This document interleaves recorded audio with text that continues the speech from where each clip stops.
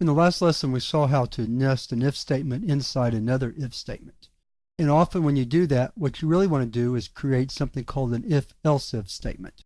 So let's take a look at the general syntax for that, then we'll convert the sign program into if-else if.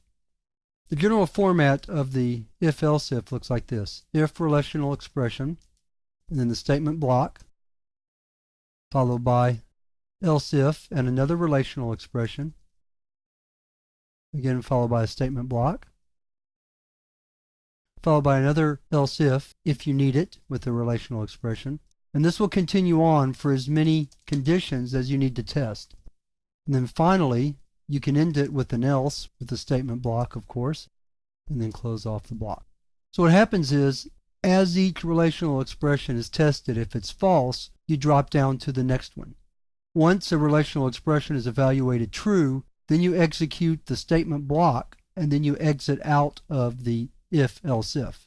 This is a much better way to write a nested if statement. It's much more structured, and it's easier for the reader of the program to understand. So let's take a look at how we would rewrite the sign function with an if-else if. So let's just erase the code we had, and then we'll say if number is less than 0,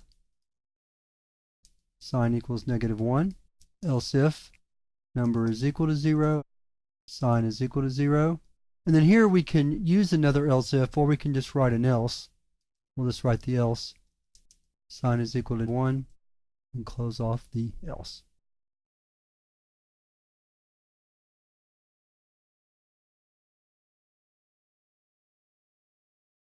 -20, the sign is -1, 0, sign is 0,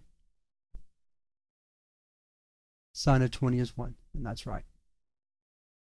The if-else if is much easier to understand. It looks more structured, and you're less likely to make mistakes using that rather than nested if statements. So when you have many related tests to make, and again, these are all related around the value of number being less than, equal to, or greater than 0, then you should use an if-else if.